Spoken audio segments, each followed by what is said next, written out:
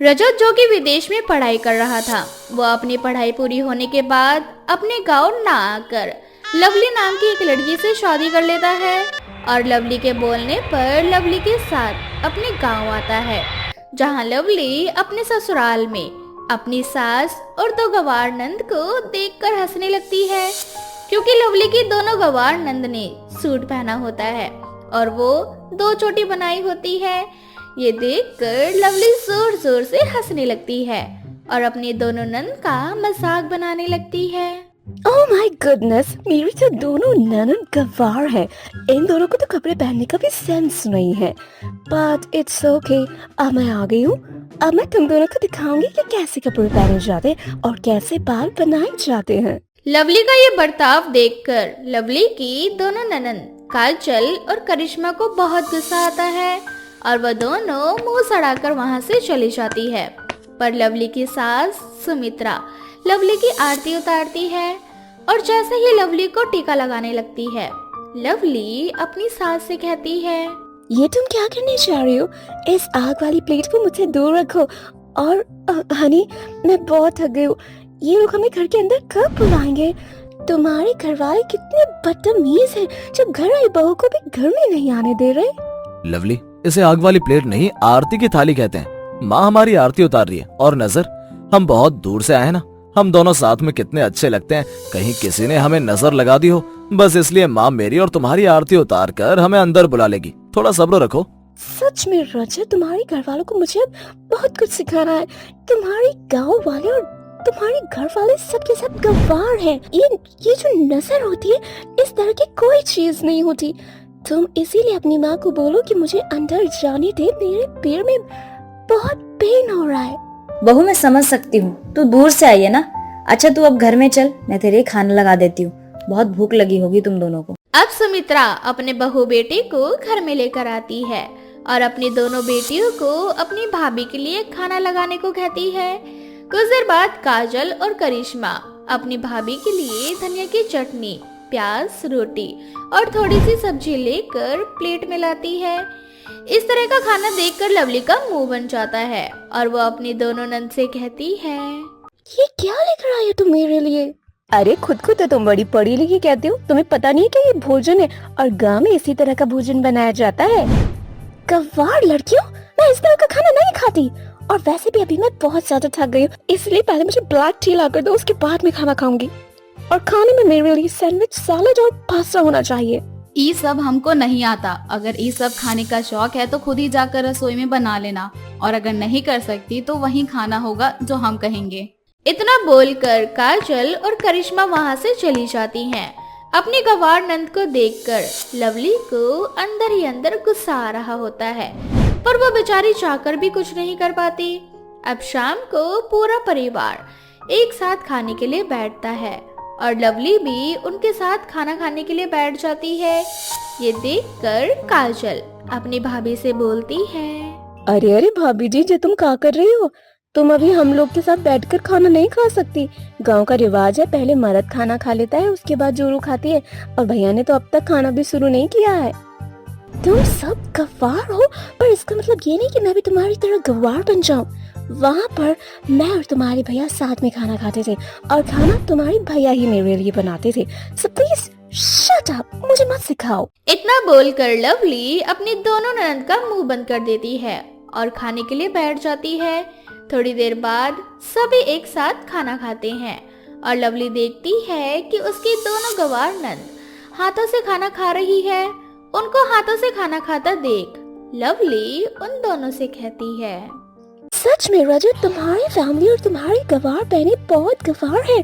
दुनिया बदल रही है, पर तुम्हारी दोनों बहन अभी भी गवार रह गई। इन दोनों को अभी विदेश भेज दो ताकि ये सब कुछ सीख कर आ सके। तुम कौन होती हो हमें बार बार गवार कहने वाली? तुम्हारी हिम्मत कैसे हुई? करिश्मा, तुम ये किस तरह से बात कर रही हो? लवली तुम्हारी भाभी है और लवली गांव से है, इन्हें नाइफ और चम्मच से खाना नहीं आता। रजत, इन दोनों को कांटे चम्मच से खाना नहीं आता, इसलिए तो ये दोनों गवार है। इन दोनों से अच्छी तो सासू माँ है जो चम्मच से खा रही है। ऐसा नहीं है बहू, चम्मच से खाना मेरी मजबूरी है। मेरे हाथों में एलर्जी है और मैं अपने इस एलर्जी वाले हाथों से खाना नहीं खा सकती। रजत, मुझे तुम्हारी दोनों गंवार बहनों को बहुत कुछ सिखाना है, इसलिए तुम दोनों कल से मेरे साथ रहना, समझे? इतना बोलकर लवली वहाँ से चली जाती है। काजल और करिश्मा को अपनी विदेशी भाभी जरा भी पसंद नहीं आती। अब काजल और करिश्मा अपनी विदेशी भाभी को सबक सिखाने के लिए और उन्हें गांव के तौर तरीके सिखाने के लिए एक प्लान बनाती है। करिश्मा, हमारी भाभी बहुत बुरी है, हर समय हमें गंवार कहती है। अब हमें उन्हें दिखाना होगा कि उनकी दोनों गंवार ननंद क्या कर सकती हैं। ये विदेशी हमें गवार बोलती है ना, अब देखो मैं इन्हें कैसे गवार बनाती हूँ।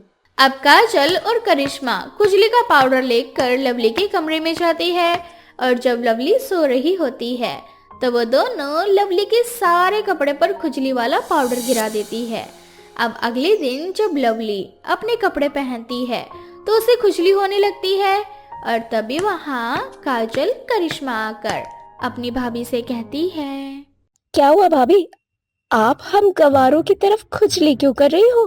मैं ये खुजली जानबूझकर नहीं कर रही, पर पता नहीं मुझे क्या हो गया, पूरी बॉडी में रैशेस हो गए और खुजली बंद होने का नाम नहीं ले रही है।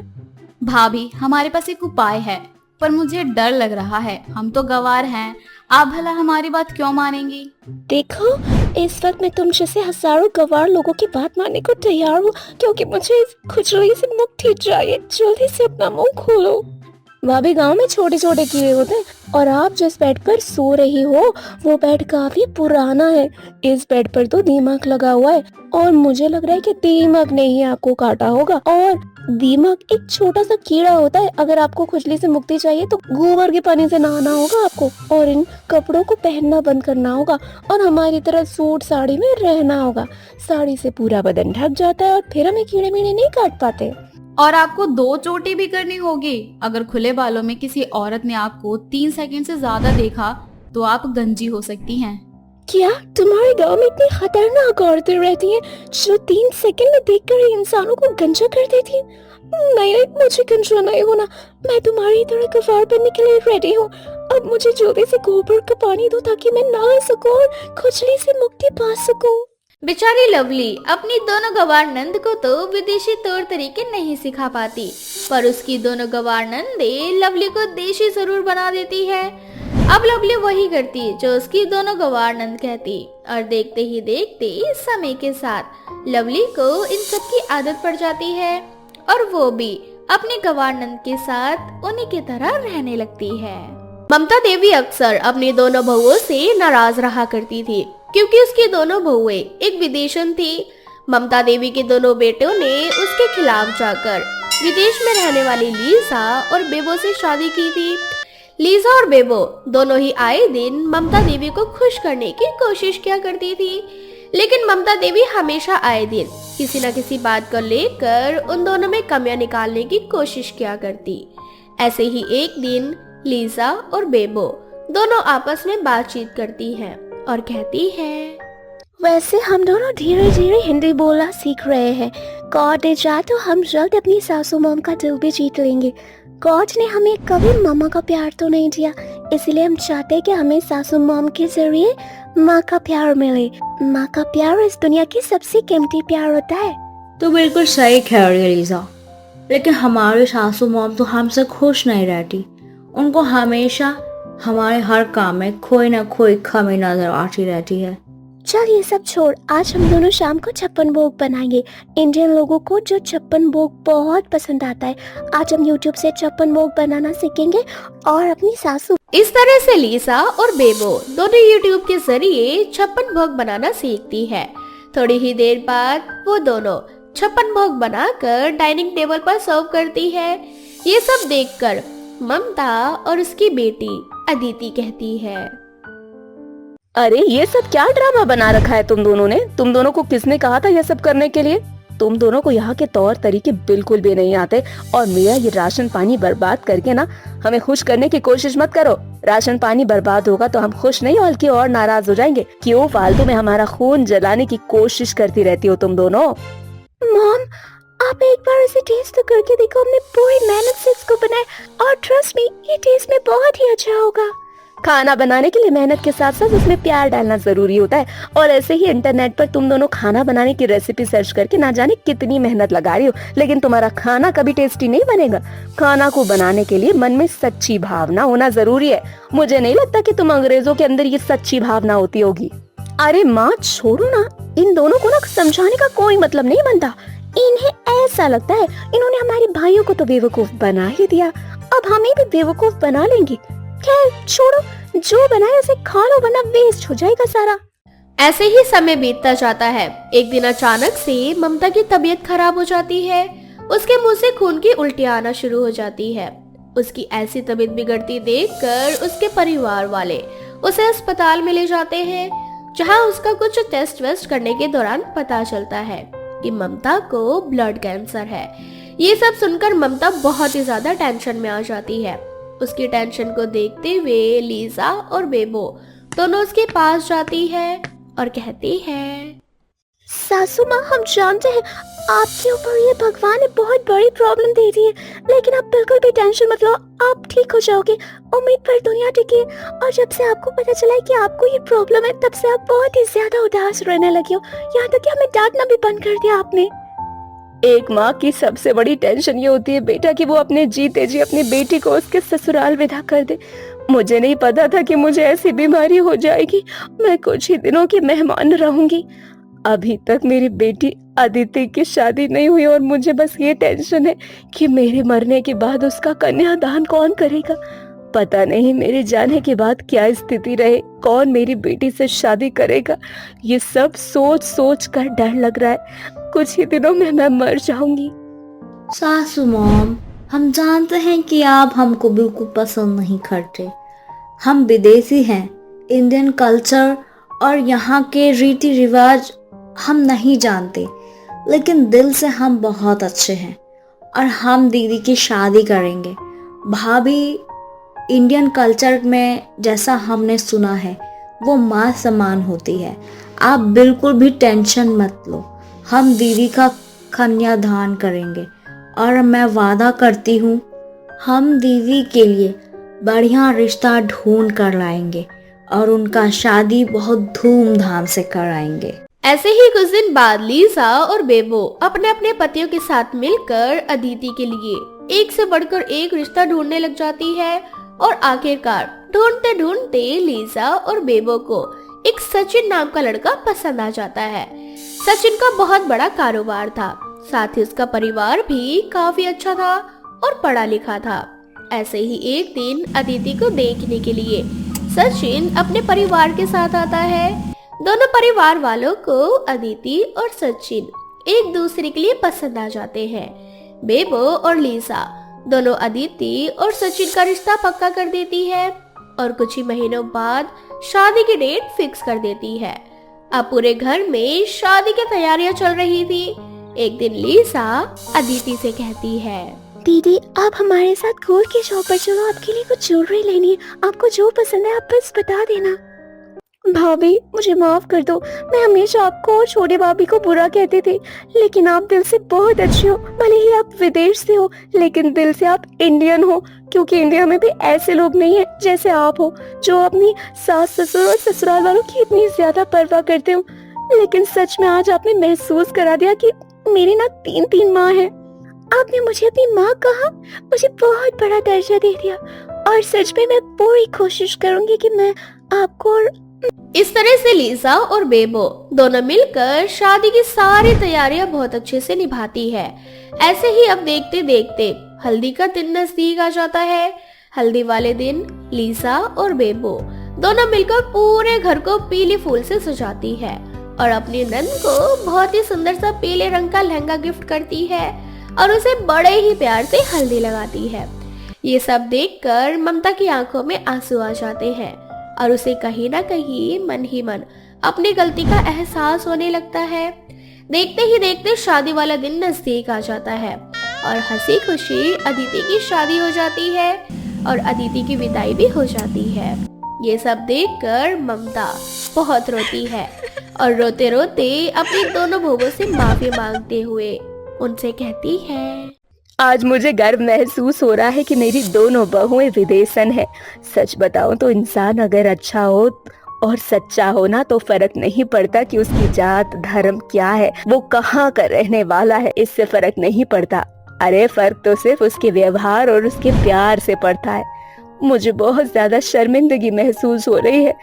बहू, मैं हमेशा तुम दोनों को नीचा दिखाने की कोशिश करती रही, तुम्हारे हर काम को गलत साबित करने की कोशिश करती रही, पर आज तुमने साबित कर दिया कि मैं गलत थी। मुझे माफ कर दो मेरी बेटियों।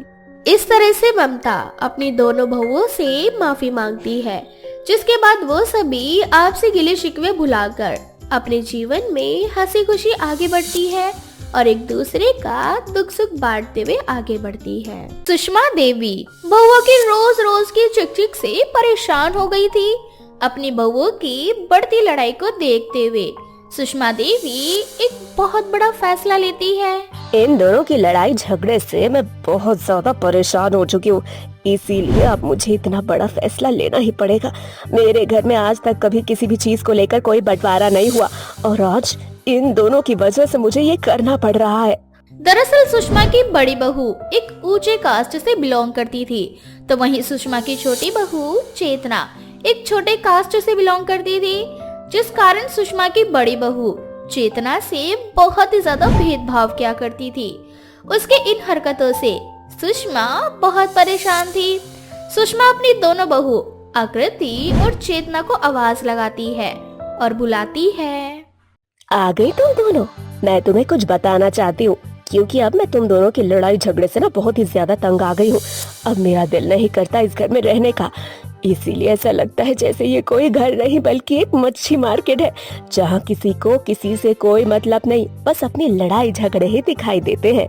माँ जी, मुझे कोई तकलीफ नहीं है, आप लोग जैसे रहना चाहते मैं तैसे रहने के लिए तैयार हूँ, लेकिन दीदी मुझे पसंद नहीं करती तो इसमें मेरी क्या गलती? मैं जानती हूँ चेतना कि इसमें तेरी कोई गलती नहीं, शायद गलती मेरी ही है कि मैंने अपने बहू को खुद से भी ज्यादा प्यार किया और खुद से भी ज्यादा उन पर भरोसा किया। आकृति को ये बात कब समझ आएगी कि जात पात कुछ नहीं होता, जात पात तो इंसान के दिमाग में घुसा होता है। माँ जी, आप ना इस बुढ़ापे में भी बहुत ज्यादा फिल्मी है। मेरे घर में ना नौकर भी नीचे कास्ट के नहीं थे और आप तो अपने बेटे की शादी इस नीचे कास्ट की लड़की से करवा दी। अरे इसके साथ खाना खाने में रहने में मुझे बहुत ज्यादा तकलीफ है, इसलिए मैं चाहती हूँ कि मेरा किचन अलग हो जाए ताकि मैं अपना खाना खुद ही बनाऊं और खुद ही खाऊं। अगर तेरी खुशी इसी में है तो यही सही, कल से तेरा किचन अलग और आकृति तुझे जो दिल करे अपने किचन में वो बना, जैसे तुझे रहना है वैसे मेरा खाना चेतना बहू बनाएगी। ठीक है माँ जी, मुझे कोई आपत्ति नहीं है इन चीजों से। इस तरह से सुषमा के घर में अब उसकी दोनों बहुओं का अलग अलग रसोई हो जाता है। ऐसे ही एक दिन आकृति सुषमा और चेतना को जलाने के लिए बहुत ही स्वादिष्ट खाना बनाने लगती है और फिर जानबूझकर अपनी माँ को फोन लगाती है और उनसे बात करने लगती है और सारी बातें सुषमा और चेतना को सुनाते हुए कहती है। अरे माँ, आज मैंने ना बहुत ही टेस्टी खाना बनाया है, वो भी अपने हाथों से, वरना खाने में ना नीची जाति वाले लोगों के हाथों का तड़का लग जाता था, जिससे खाने का टेस्ट ना बहुत ही ज्यादा बेस्वाद हो जाता था। इसीलिए अब मैंने खुद ही खाना बनाया है, क्योंकि मेरा तो रसोई अलग हो चुका है। बहुत ही ज्यादा टेस्टी खाना बना है आज। बिल्कुल सही किया तूने, ऐसा ही होना चाहिए। आखिरकार तब जाकर तेरी सास को अक्ल आएगी। हाँ माँ, अब चलो मैं खाना खा लेती हूँ, वरना खाना ठंडा हो जाएगा। सुषमा और चेतना को आकृति की बातों से बिल्कुल भी फर्क नहीं पड़ता। वो दोनों उसकी बातों को नजरअंदाज करके अपने काम में लग जाती है। अब ऐसे ही समय बीतता जाता है। आकृति बार बार सुषमा और चेतना को जलाने के लिए अलग अलग प्रकार के पकवान बनाया करती। ऐसे ही एक दिन सुषमा चेतना से कहती है, अरे चेतना बहू, आज संडे है, मैं तो कहती हूँ खाना मत बना, आज हम बाहर खाने चलते हैं। वैसे भी तू हर दिन किचन में ही लगी रहती है, घर का सारा काम करती रहती है, अकेले थक जाती है। आज के दिन तू बस आराम कर, आज मेरे साथ बाहर चल, जो तुझे खाना होगा मैं खिलाऊंगी। माँ जी, आपको तो पता है ना, दीदी को अच्छा नहीं लगेगा अगर हम ऐसे जाएंगे तो।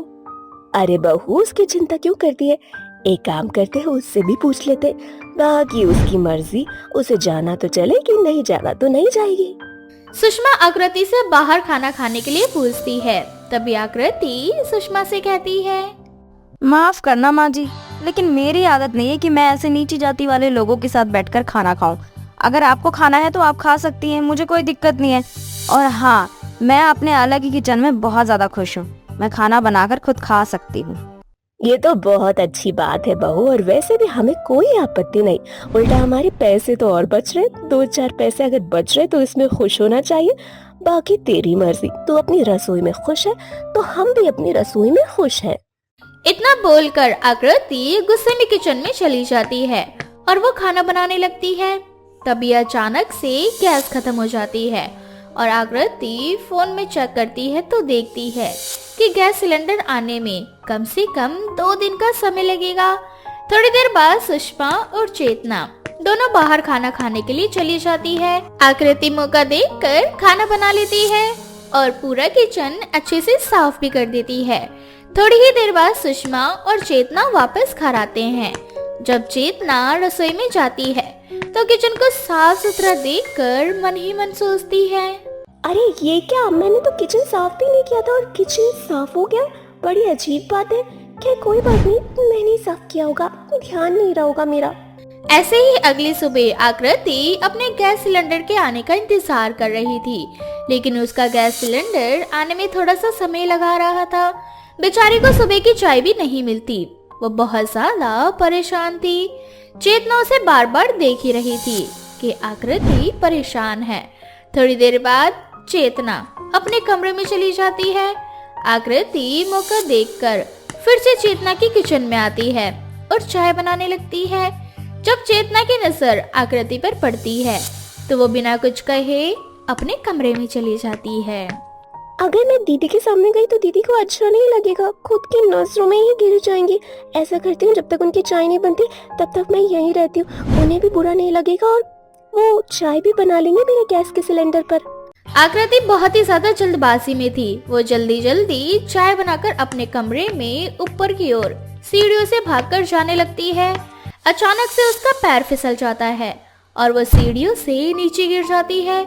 उसके सिर में काफी चोट लगती है और काफी सारा खून भी निकल जाता है। चेतना और सुषमा दोनों उसे पास के अस्पताल में भर्ती करवाते हैं। उसे सिर से बहुत ही ज्यादा खून निकल रहा था, जिस कारण उसे खून की जरूरत थी। चेतना आओ देखती है न ताओ देखती है और अपना खून आकृति को देने के लिए तैयार हो जाती है। थोड़ी ही देर बाद आकृति को होश आता है और आकृति को पता चलता है कि डॉक्टर के जरिए उसे चेतना ने खून दिया है। आकृति को खुद पर बहुत ही ज्यादा शर्मिंदगी महसूस होती है। जब चेतना उसके पास आती है तो चेतना बहुत ही ज्यादा घबराई हुई होती है कि कहीं आकृति को पता न चल जाए कि उसने ही आकृति को खून दिया था। तभी आकृति चेतना से कहती है, चेतना मुझे माफ कर दो, मुझे कुछ भी समझ में नहीं आ रहा कि मैं क्या बोलूं।